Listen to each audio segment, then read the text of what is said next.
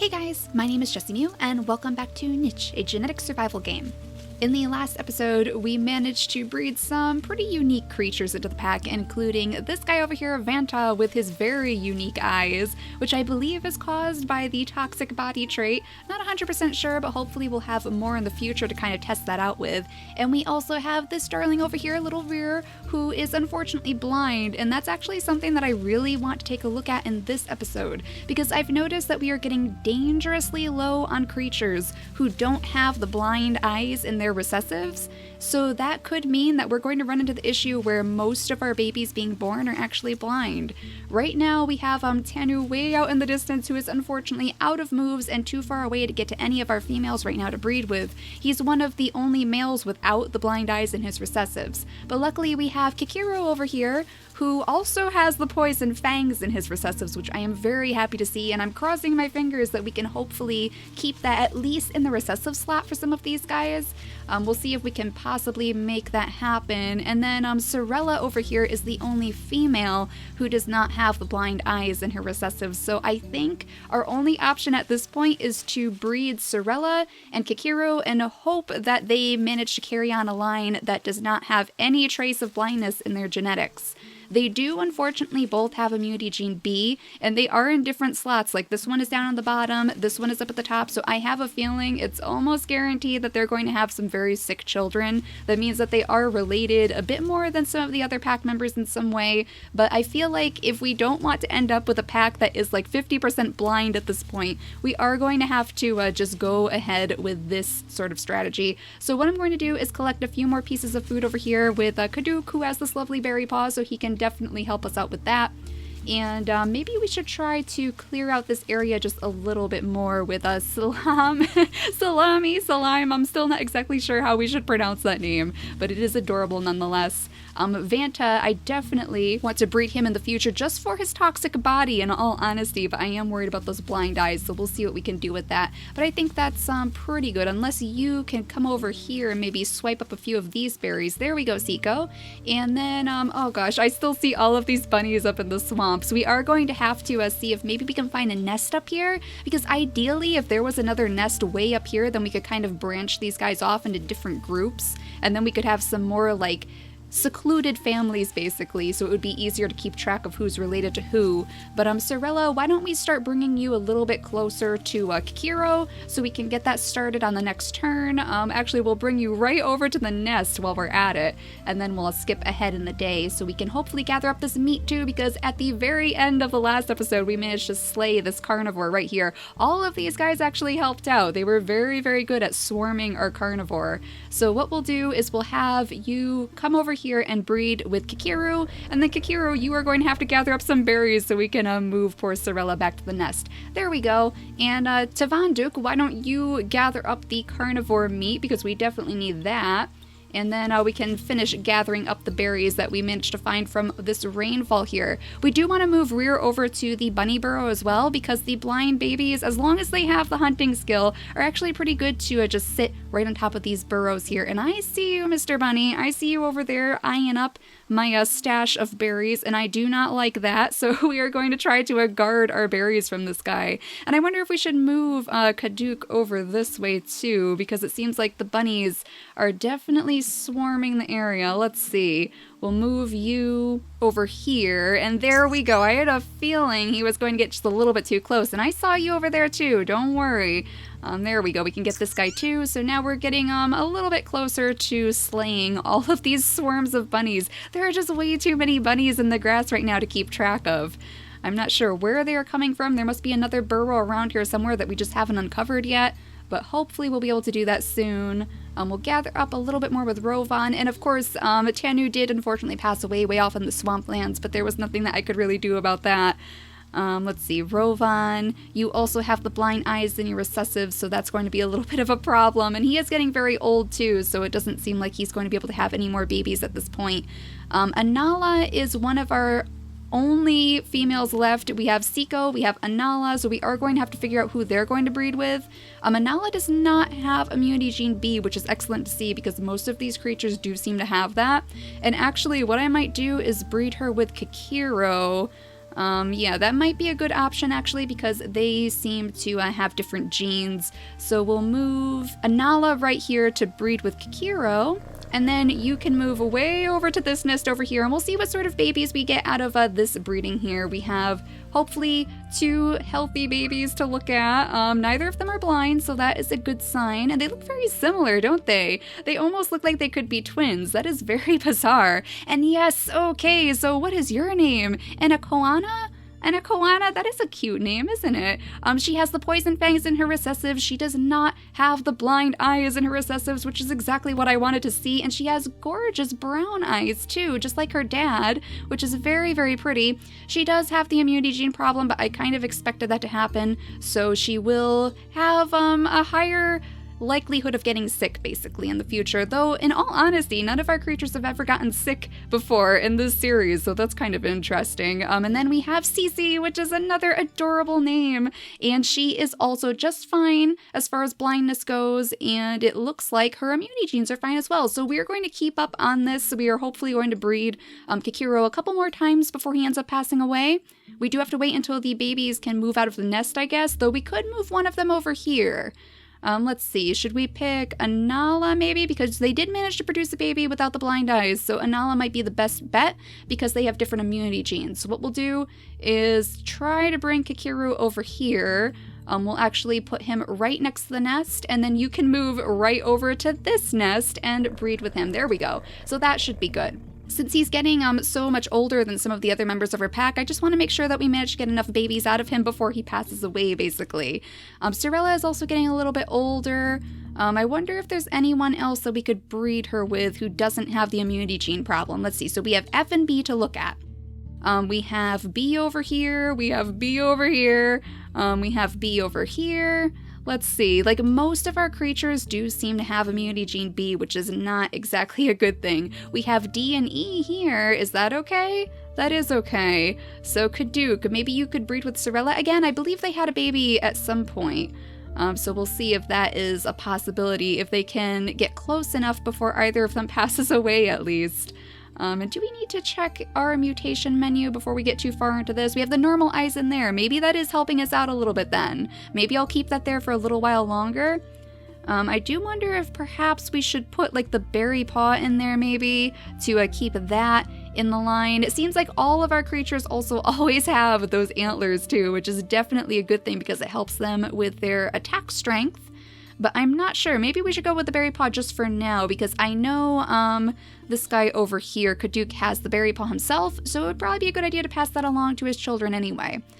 So what we're going to do is bring him closer in this direction so that he'll be able to breed with her in the next turn once we can move the baby out of the nest. And then we need to gather up these berries because we have tons and tons of berries to gather. There we go. That rain definitely did us pretty good. And once we have enough troops, I guess, then we can again attempt to push out into the swamplands here and pick all of these berries in the distance. I'm not sure if those are actually full or not because they always look full when they're in the dark.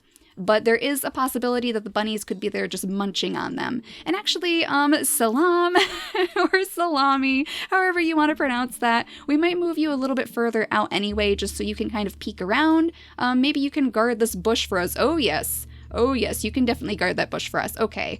And then Tanu, or Vanta, actually, your name is Vanta. I would like to move you out as a scout, too, after we breed him a little bit, if we find somebody suitable for him. Because that poison body will definitely help us if we have any unfortunate run-ins with carnivores. So Rovan, for your final turn here, you can pick that berry right there. And I see all of these bunnies moving, but none of them are close enough, so we can't really do anything about that. And let's see, how about you? You haven't done anything yet. Tevan Duke, what can we do with you? You have some unfortunate genes, it looks like, with those blind eyes. You have immunity gene B, so I'm not really sure if we could breed you with anyone or if it would be worth our while anyway. We might just have you come down here, kind of peek in this this grass a little bit, so we're less likely to run into carnivores, I suppose. And let's see, is there anyone else who can make a turn here? I think that's probably good. We want to keep them close by anyway. And I think, let's see what this baby's going to be. It's our first panda baby. Oh my goodness, our first panda baby of the entire pack. Look at you, and her name is Meme. Her name is Meme, you guys. It finally happened! Oh, this is amazing! Oh my goodness, so she has the panda pattern, she is fine, she is not sick, she has normal eyes in both of her slots, this is amazing! Oh my goodness!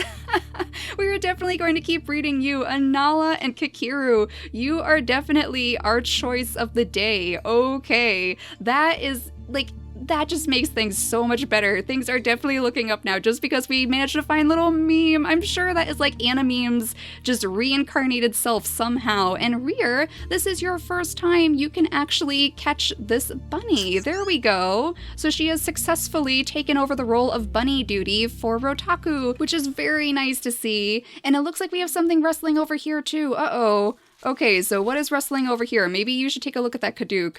We might want to first breed Sorella one more time, and oh, okay, so this is our first time with an actual sick animal too. Anna Koana has the common cold, so unfortunately that means her lifespan is being shortened right now for as long as she is sick, and I'm not sure if she can really spread that to the pack. I'm wondering if we should kind of like isolate her over here. We might move her way out in the distance just in case, because I don't want her kind of spreading that around to like her mom and her dad and whatnot. And we'll breed them together. Actually, why don't you do the breeding? There we go. We don't want to waste a turn with Kaduk just in case.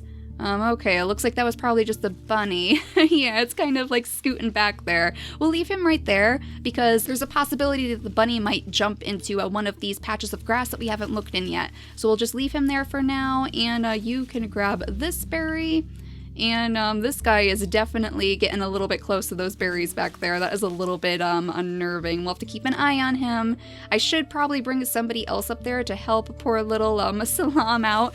We'll see if we can possibly do that in the future. I'm going to leave her right there so that she can have another baby in the next turn, and we'll have him explore just to make sure that these carnivores are not running around in the grass right here. And why don't you come down just a little bit? Oh my gosh, there's actually another berry bush down here. I had no idea.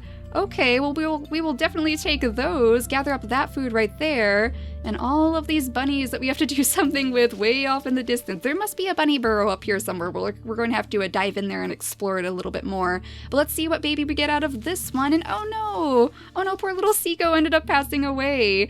And oh my goodness. You are quite a unique little fellow, aren't you? You have the blind eyes and you're recessive, so that didn't really help very much, but you have the toxic body. He has black eyes, so we can't really tell, I guess, if his eyes are like those frog eyes on the other guy there, so I'm not sure. Maybe underneath he has those crazy frog eyes. At least he's not sick though, that's a good thing, and he has one claw and one berry paw, which is quite interesting. So he is a very well-rounded individual. He can even help us out by poisoning the carnivores if he gets eaten, so not bad at all. I'm quite pleased with that.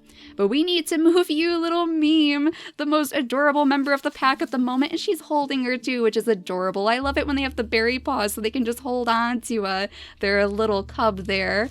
We'll move you, let's move you over to this area so you can help with those berries.